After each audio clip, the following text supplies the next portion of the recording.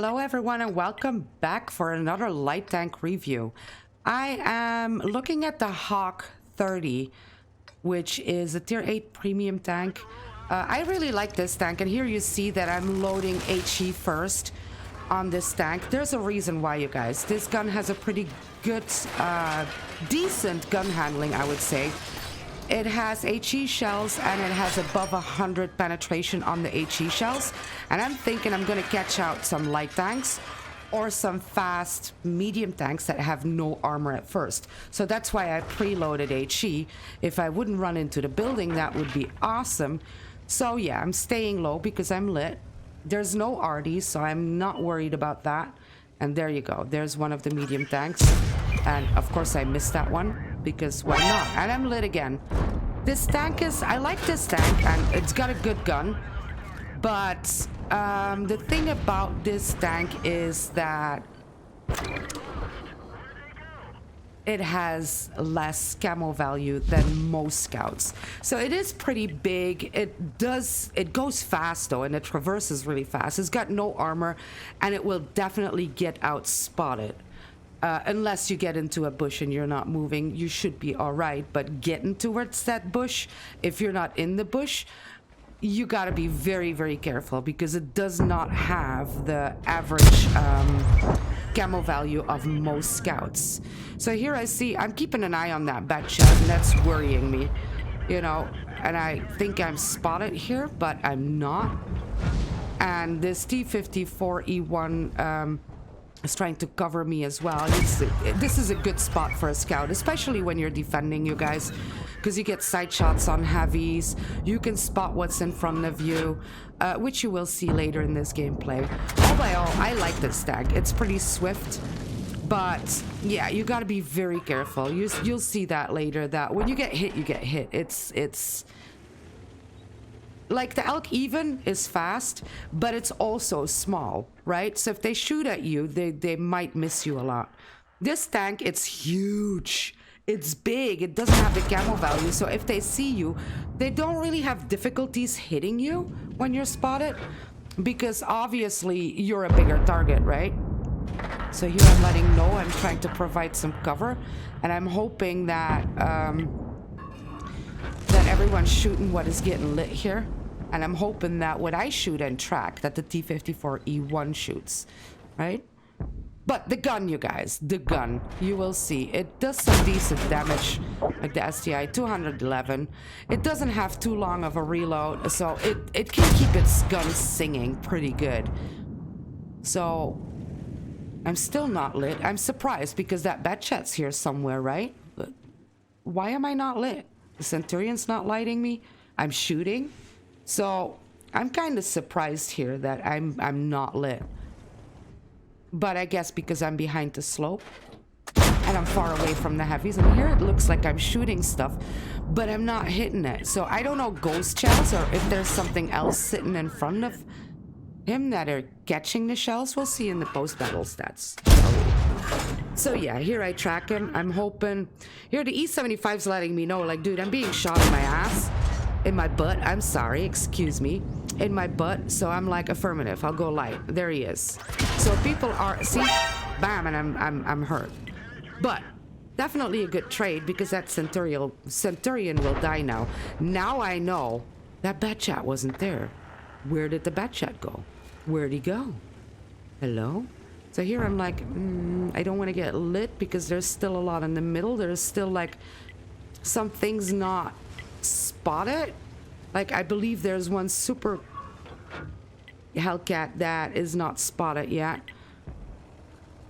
and here they're saying like go back, and it's like I'm thinking like we got 2 TDs there, we got 5 heavies in the city. If they can't handle the city, then I don't know anymore. I can provide some fire support instead of going back to city where I can't use my view range. I can't abuse my view range and fire while I'm not spotted. So that would be stupid, right? So I'm letting them know I'm trying to help you, right? I'm trying to come around. And then we always have that one person in chat, which you will see in a second. So, oh, Centurion, there you go. Carnivan, not Centurion, excuse me. And you gotta think, you guys, this is a tier 9 battle. I'm a tier 8 scout. So far, so good. I haven't really done superior, but I haven't done bad either. I only took one hit. I got 1700, almost 1800 combined damage. So here I decide to move up. Like, let's see if I can get a shot on that STI, or if I can take some shots at that. Ooh, hello, friend. You are in the open. So I'm trying to keep him as far in my spotting circle as possible so he doesn't spot me. And here I make the mistake. I want to get into cover, but I also get closer to him, which means I do this. And I will get lit. And that's what I mean. If you can do that in like the Elk even, you can sit far back like this, or the T92, they won't spot you. In this tank, it's so big that you will get spotted even by heavy tanks. It does not have the camo value, but it definitely has the gun to compete with heavies, with mediums, TDs. It has a great gun, and if that doesn't work, you fire HE, which is pretty high high penetration HE, which means that you will always do some damage, right? So in that aspect, this tank plays more than like a support. You can light, but also support. You got a very good support gun.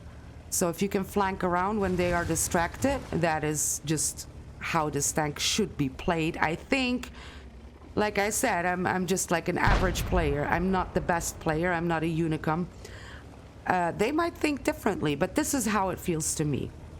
So here I'm thinking like, I'm trying to catch him by surprise. He doesn't know I'm coming, but I think he guessed because he's running back. So, yeah.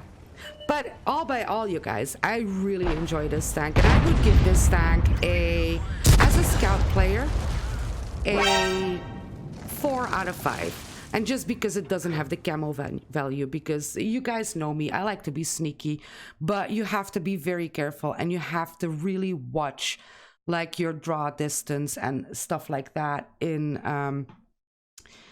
this tank. It is difficult to play if you're close up because you will get outspotted, even by TDs, even by mediums, by heavy tanks, even by RD. I'm not joking, you guys. So here it looks like I did hit some blind fire. So I'm looking at what? I'm thinking the 53 TP I did blind fire while I was firing at the STI when that shell disappeared.